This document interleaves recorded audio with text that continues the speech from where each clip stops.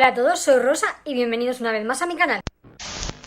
En el vídeo de hoy comentamos las lecturas que he tenido en el mes de agosto. Y aunque yo no soy mucho de hacer vídeos resumen de lecturas, sino que soy más de hacer reseñas y otro contenido variado, resulta que en agosto he leído muchísimo porque estoy de baja, sigo de baja, me rompí el pie en julio. Entonces he leído como 14 libros, con lo cual tengo contenido para hacer un wrap-up muy cargadito. Sin más dilación, empezamos con las lecturas, ya sabéis, de la que menos a la que más me ha gustado. Empezamos por la gran decepción de este mes y eso que a la mayor parte de gente le ha encantado. Se trata de Las raíces recuerdan tu nombre, una novela de terror escrita por Acieber Saldías, una autora española, y editada por Obscura Editorial. Se trata de una historia ambientada en un pueblo ficticio llamado Urrun, pero que recuerda un poquito, y no solo por el nombre, sino por la ambientación en general, al norte de España. El protagonista es Lander, un hombre que está en el frente, pero que decide abandonar la lucha para volver a su pueblo, ya que su padre acaba de fallecer. El tema es que la casa de Lander tiene vida propia, pero además pasa algo muy siniestro en este pueblo porque parece que los muertos no acaban de descansar en paz y todo se debe a una presencia que hay en los alrededores del bosque de Urrun. Y no os cuento más porque pienso que lo mejor es saber lo menos posible de esta historia antes de empezar a leerla. Mi principal problema es que, a pesar de que la historia tiene potencial y que solo son 200 páginas, se me ha hecho muy cuesta arriba. También hay un tratamiento muy original del folk horror y de la casa encantada, pero es que me ha aburrido. Los personajes resultan vagos, casi ideas, no entes con personalidad propia, y no he sentido ni simpatía ni empatía con ellos. Así que le doy un 5,5. Y a partir de aquí el nivel sube espectacularmente y para mi sorpresa con un libro de Rina Ken. Si no lo sabéis, esta es una escritora estadounidense que se dedica al subgénero de la romántica dark romance, que se caracteriza por tratar temas bastante controvertidos y duros y también por tener personajes de moralidad bastante gris. Y en algunos casos, por desgracia, muchos, por tener a protagonistas masculinos muy machistas. Y no lo voy a ocultar, en Reign of a King, el libro de Rina Ken que me leí en agosto, vais a encontrar esto, sí, pero me gustó. Como sabéis, todas las novelas de Rina Ken escritas hasta el momento forman parte del mismo universo y si estáis interesados os remito a su página web para que aprendáis el orden de lectura. En lo que aquí nos atañe, Reign of a King es la primera parte de una duología que solo está publicada en inglés y que yo además pude leer gracias a la suscripción de Kindle Unlimited, donde por cierto están todos los libros del autor. Esta es la historia de Jonathan, un billonario viudo que en la boda de su hijo descubre que la hermana de su mujer se ha colado entre los invitados. De su mujer muerta, añado. Y estaréis pensando, ¿pero por qué esta mujer se cuela en la boda de su sobrino? Pues es que resulta que la susodicha Aurora cambió de identidad hace 11 años cuando su hermana murió y se descubrieron cosas muy turbias de su padre. El caso es que ella cortó lazos con el marido de su hermana y también con su sobrino y no los ha visto hasta ese momento, porque necesita ayuda financiera de uno de los invitados de esa boda y se cuela para poder hablar con él, que en realidad es una excusa bastante pobre y tonta, ya lo sé. Su intención es pasar inadvertida ante su cuñado y su sobrino, pero Jonathan la descubre y se lía. Y sí, Jonathan y Aurora son la pareja principal de esta novela, que tiene un poquito de cada cliché y su historia se origina porque resulta que Jonathan quiere comprar la empresa de Aurora que está en quiebra, pero a cambio de que Aurora la pueda recuperar, pues este le pide pues un trato que ya os podréis imaginar cuál es. Y a todo esto también hay una trama de suspense relacionada con la muerte de la hermana de Aurora y con lo que hizo su padre. Este libro me ha callado la boca con Rina Ken. Sí, el protagonista masculino es tóxico y además le saca muchos años a la prota, porque tiene 40 y ella tiene como 29. Y de hecho creo que él no tiene 40 justos, tiene 40 y pico. Pero la química entre los personajes y la personalidad de cada uno de ellos, especialmente de la protagonista de Aurora, son fuego puro. Y ojito con las escenitas, que son muy buenas. Y por cierto, el protagonista de esta novela es el padre de uno de los personajes más importantes de Rina Ken, perteneciente a la saga Royal Elites, que es anterior a esta. El caso es que yo le pongo un 7,5, pero tened en cuenta lo que os he contado para saber si es o no vuestro tipo de romance. Desde luego es de lo mejor que yo he leído de Rina Ken. La siguiente lectura es Aquí es donde aclaramos las cosas y otras desgracias, de Caitlin Marceau, editado en español por Dilatando Mentes, que es un conjunto, una antología compuesta por una novela corta y otros 5 relatos. Y sí, pertenecen al género del terror también. Tenía muchas ganas de leer este libro, pero tengo que confesar que no ha cumplido del todo mis expectativas. ¿Me ha gustado? Sí, además me ha gustado bastante. Pero todo lo que cuenta la autora ya me suena. Es decir, ya lo he leído o lo he visto antes. Y mirad, yo sé que me vais a decir lo que yo siempre digo también, y es que todo en esta vida está inventado. Y lleváis razón, pero por ejemplo, la novela corta me recuerda muchísimo en algunos pasajes a Misery. Uno de los relatos incluso me recuerda a la novela amarilla de R.F. Kuang. Y otras historias no dejan de ser la clásica de fantasmas que quieren comunicar algo a los vivos o espíritus vengativos. ¿Son todos buenos? Absolutamente sí. Incluso la mayoría diría yo que son bastante buenos, Ojo. Especialmente destaco Gástrico, un relato muy salvaje que nos habla de un tratamiento innovador para adelgazar y que no deja de ser una crítica bastante afilada y grotesca sobre la cultura del adelgazamiento en la que vivimos. Espero mucho más de la autora porque desde luego el talento lo tiene, pero lo único que quiero decir es que quizá le falte encontrar su propia voz. Para mí, un 7,5. Vamos con Gothic, una novela de terror escrita por Philip Fracassi y publicada también por Dilatando Mentes Editorial. Y ojito con esta historia que ha sido definida como un cruce entre En la boca del miedo, la peli de Carpenter, y Christine, la novela de Stephen King, que también tiene una peli de Carpenter, por cierto. Aquí nos encontramos con Tyson Parks, un escritor de terror en horas bajas, ya que lleva años sin escribir una buena novela. Y por su cumpleaños recibe un escritorio que tiene unos efectos insospechados en su creatividad que de repente parece crecer de manera inusitada.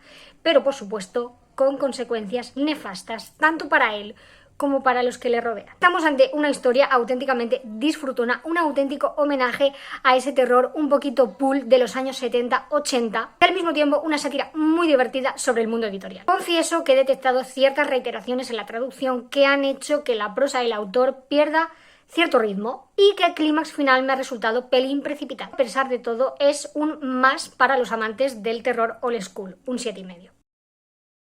Luego empecé con el gran fenómeno literario en materia de sagas del año pasado, que es Blackwater, la saga escrita por Michael McDowell, que no solo es un gran escritor estadounidense, sino que también es uno de los guionistas de Beetlejuice o de Pesadilla antes de Navidad. El caso es que en agosto leí la primera parte de esta saga de 6 libros, publicada por Blackie Books, que es La Riada. Esta primera entrega sirve como carta de presentación de lo que nos vamos a encontrar en el resto de novelas.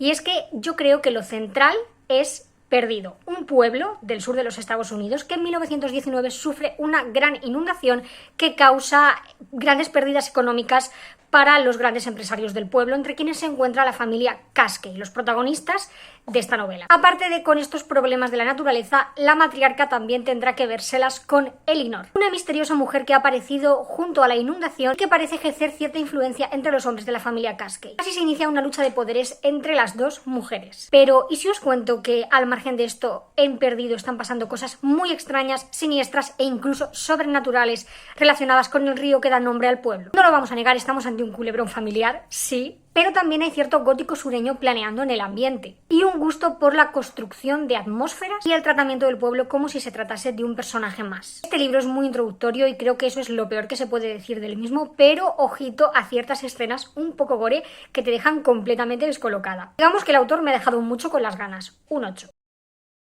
Vamos con Hojas de Dedalera, novela escrita por Victoria Álvarez y perteneciente al género del misterio paranormal. La verdad, son muchos géneros. Se trata de una reescritura, que no reedición, reescritura de la primera novela del autor. Evidentemente yo ya había leído la historia original porque Victoria Álvarez es una de mis escritoras favoritas y os confirmo que ni mucho menos Hojas de Dedalera, el debut, la original, es de mis obras favoritas. De hecho, es la que menos me gusta de Victoria Álvarez, pero aquí he tenido que comerme mis palabras porque la escritora mejora muchísimo el material original y puedo decir que me ha gustado. El caso es que Hojas de Dedalera nos cuenta la historia de Annabel, una joven medium muy célebre en la época victoriana que se crió con su tío, con sus tíos, en un cementerio y que ha atravesado por ciertos problemas familiares y también tiene una enfermedad cardíaca que la afecta desde la infancia. El espíritu de un hombre joven, además un noble, Lord Rosenfield, contacta con la medium para que ésta le ayude a cruzar al otro lado,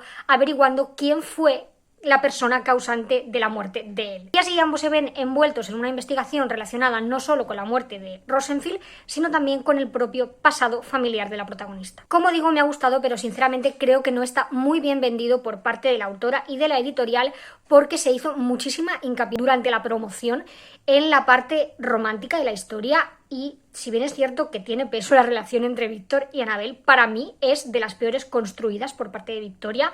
Creo que sucede demasiado a trompicones, pasan de conocerse a estar enamorados en un plis plas. Pero por lo demás sí que me gustó bastante la parte del suspense, de la intriga, del gótico y especialmente la construcción del personaje de Annabel y sus traumas infantiles y cómo la persiguen en la vida adulta. Un 8.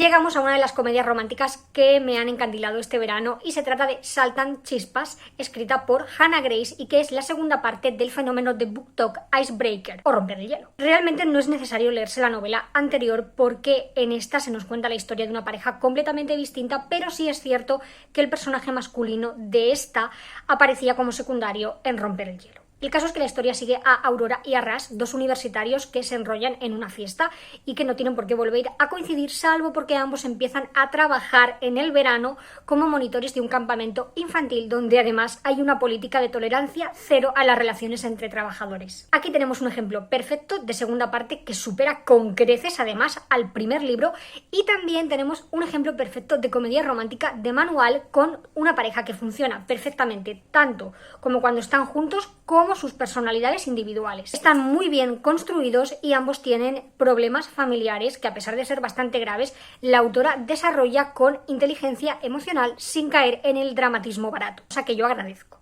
Por otra parte, el hecho de que transcurra en un campamento de verano pues también es un soplo de aire fresco para este tipo de libros New Adult universitarios. Y ojito con la representación de la amistad masculina que se hace en esta saga, porque me parece un acierto el hecho de que los protas, ellos, sean capaces de demostrarse sus sentimientos con sus amigos. Me parece mentira que tengamos que estar diciendo esto en pleno siglo XXI, pero es que hay ciertas novelas de romántica que telita, por ejemplo las de Rina Ken. Por cierto, la tercera parte llega a España este octubre y yo estoy deseando leerla. Un 8. Y así llegamos a Visceral, una novela escrita por una de mis autoras favoritas, la genialísima María Fernanda Ampuero. En Visceral nos encontramos con una especie de novela de autoficción que al mismo tiempo es una compilación de relatos ficticios, reflexiones y recuerdos personales de la propia autora. Para quienes no lo sepáis, Ampuero es una maestra en la combinación de crítica social y terror, incidiendo en muchas realidades bastante terroríficas a las que se enfrentan muchas personas en América Latina, haciendo hincapié en el país del que ella procede, que es Ecuador. Si bien me quedo con sus colecciones de relatos, también me ha gustado mucho Visceral y creo que aúna perfectamente lo que más me encanta de María Fernanda. Una prosa que, si bien es muy pulida y hermosa, consigue atravesarte como si se tratase de un puñetazo. Una capacidad de horrorizar a través del retrato de las realidades más crudas, que por mucho que no queramos pensar en las mismas, son el día a día de muchas personas. Y sigamos luchando para que no tenga que convertirse en tu realidad ni en la mía. Un 8. Y ahora vamos con una auténtica sorpresa porque yo no esperaba mucho este libro tras leer su sinopsis, pero me lo ha dado casi todo y me he tenido que comer mis palabras. Se trata de Algo malvado, los diarios secretos de Ted Bundy, escrito por la española Catherine Vega. Nos cuenta la historia de Ross, una muchacha que vive en un pueblecito de los Estados Unidos que parece de postal y que además atrae a muchísimos turistas, pero de pronto muchachas muertas aparecen en los alrededores de este pueblo. No solo eso, sino que estos crímenes guardan una inquietante similitud con los cometidos por Ted Bundy, que por si no lo sabéis, aunque lo dudo mucho, es uno de los asesinos en serie más infames de toda la historia de Estados Unidos. Y es que además Ross puede ser la única persona que tiene la clave para resolver estos crímenes, y no es porque ella sea policía, que no lo es, sino porque es la hija secreta de Ted Bundy y tiene acceso a unos diarios secretos escritos por él que le dejó en herencia. Esta es una mezcla entre true crime, porque algunos de los acontecimientos que se relatan sucedieron en la vida real y forman parte de la crónica negra de los Estados Unidos, pero también es una novela de suspense y un drama familiar, y hasta, si me apuras, una novela de terror. Yo os aseguro que la autora consigue que esta mezcolanza funcione a la perfección, te tiene todo el rato enganchada y mantiene un ritmo espectacular. Vaya, que me ha encantado, salvo por cierto giro final en relación a la personalidad de la prota, que no es que no me lo haya creído, sino que me parece un poquito exagerado. Y tranquilos que no romantiza a Bundy, pero sí que explora lo que es ser familia de un asesino, porque es que además este hombre tiene una hija, de verdad. Está en Kindle Unlimited y le pongo un 8. Y ahora llegamos a la gran comedia romántica de mi verano con Yo también no te quiero, escrito por Violeta Riz, que es una autora española. Sí, y yo no entiendo tampoco por qué se ponen seudónimos anglo, con lo rico que es nuestro idioma. Pero bueno, el caso, esta novela nos cuenta la historia de Will Anderson, que es un escritor de fantasía a lo Brandon Sanderson, que en un programa muy famoso de televisión estadounidense dice, ni corto ni perezoso, que él va a escribir la novela romántica más aclamada de la próxima temporada. El problema es que ha sido bastante bocazas porque él mismo mismo tiene muchos prejuicios contra la romántica y ni siquiera respeta el género. Y aquí es donde entra en escena la otra protagonista, que es Raquel, una española que está viviendo su sueño americano trabajando como asistente editorial en Nueva York, salvo porque tiene que lidiar con un jefe que la menosprecia y que se atribuye todos los méritos, aunque sea ella la que haga el trabajo duro. Para colmo, y como ella es muy buena en su trabajo y ha demostrado su talento editando novelas románticas, pues le encasquetan la tarea de hacer que la novela de Will sea la mejor novela romántica. Y ella tiene que aceptar porque de que eso salga bien depende tanto un ascenso como la renovación de su permiso de residencia y trabajo en los Estados Unidos. Tócate. Y efectivamente ellos empiezan con muy mal pie, tienen muchas discusiones, Will no respeta su trabajo, además es un autor así como muy quisquilloso que no soporta que le hagan ni una miserable corrección, pero como intuiréis, el roce hace el cariño. Y a medida que van trabajando juntos en la dichosa novela, pues su relación va cambiando. Te aseguro que te van a gustar muchísimo los personajes, especialmente él, porque creo que está francamente bien escrito por la autora y además ellos como pareja tienen una química brutal. Y hay enredos y malentendidos como en toda comedia romántica, pero creo que la relación en general es sana. Y además la mayor parte de la historia transcurre en un pueblo maravilloso de California y la protagonista es una loca de los libros, con lo cual hay un montón de referencias a, bueno, pues los libros que han marcado nuestra adolescencia y que sigan marcando nuestra edad adulta. Para colmo tiene una segunda parte que es aún mejor que la primera, que se llama Quizá si quiero, y que es posible que os hable de ella en un futuro. Le pongo un 8. Llegamos al único audiolibro que he leído este mes, que es Subsuelo, un thriller psicológico escrito por Marcelo Luján. Nos cuenta la historia de 3 adolescentes y un verano que lo cambia todo. Y es que no quiero contaros más porque cuanto menos sepáis de esta pedazo de novela, mejor. Puede que al principio la forma de escribir de Luján te haga un poco difícil el conectar con los personajes, pero más tarde te darás cuenta de que es justo lo contrario, porque su forma de escribir hace que te veas envuelta en una historia sobre la maldad. Toca temas fuertes y además hay varias escenitas muy tremebundas que, como están narradas desde un punto de vista aséptico y haciendo uso de un lenguaje como muy distanciado y frío, en cierto modo hacen que la experiencia sea aún más enfermiza. Si os gustan las exploraciones psicológicas turbias y estáis convencidos de que efectivamente el hombre es un lobo para el hombre, adelante, pero yo no me hago cargo. Un 8,5. Y la medalla de bronce de agosto va para Teseo en llamas, una novela de terror escrita por la española Beatriz Alcaná y que me ha gustado muchísimo, tanto por lo bien que está escrita como por el uso original que hace de los tópicos del gótico. La historia se centra en Berta, una muchacha que en el año 1950 se traslada a Madrid a trabajar en la farmacia de su tío y se queda a vivir en la casa de él y de su mujer. Y gente, la de esqueletos que hay escondidos en los armarios de esa familia. Os comento que esta novela me recordó muchísimo a Nada de Carmen Laforet, aparte de por lo que es un poco la premisa, también por esa violencia soterrada que se esconde tras las apariencias más distinguidas y también por la podredumbre que puede haber en el seno de una familia. Además que tiene un puntito de terror sobrenatural que no hace sino más que redondear la historia. Os digo que sus personajes aún me rondan por la cabeza porque su construcción psicológica es exquisita. Un 8,5. Y la medalla de plata va para La Bahía del Espejo, una novela escrita por la británica estadounidense Catriona Ward, que sí tiene doble nacionalidad, que lo mira en Wikipedia. Para mí es una de las mejores autoras de terror, thriller, suspenso, como le quieras llamar. Y cuidadín, porque esta es una historia dentro de una historia dentro de una historia, como una de esas muñecas rusas, de tal forma que tú ya no sabes lo que es la realidad dentro de la ficción o la ficción dentro de la ficción. Es un lío, hay que estar muy atento. Wilder, un escritor que vuelve a cierto pueblo costero para escribir sobre un verano que pasó con sus 2 amigos y que cambió para siempre su vida. Hasta aquí puedo contar. ¿Hay un crimen? Sí, pero no tenéis que saber nada más. La autora es la reina de los giros argumentales y esta historia tiene muchísimos plot twists y, a diferencia de lo que he leído o escuchado en otras críticas, para mí todos tienen sentido respecto de lo que la autora quiere contar. Especialmente porque Catriona Ward en esta novela reflexiona sobre la escritura para entender nuestra realidad, pero también equipara la ficción a una especie de embrujo que es capaz de transformar ciertos acontecimientos de nuestra vida para hacer que pasen a la posteridad y podamos asumir lo que en nuestra vida personal no fuimos capaces de asimilar. No os digo más, solo que estéis atentos, que no es un pasapáginas y que lo disfrutéis. Un 8,5. Y finalmente la medalla de oro va para La Biblia de Bosque Amargo y otros relatos, una colección de cuentos de hada con un toquecito macabro escritos por la brillante escritora australiana Angela Slater. La colección está hermanada con Masa Madre y otros relatos, que es otra antología escrita por la autora, ya que ambas transcurren en el mismo universo, pero es que además Slater ha escrito novelas cortas y novelas largas también en el mismo mundo. No hace falta que os leáis antes Masa Madre, pero yo sí que lo recomiendo porque también es buenísimo y hace la experiencia lectora más enriquecedora.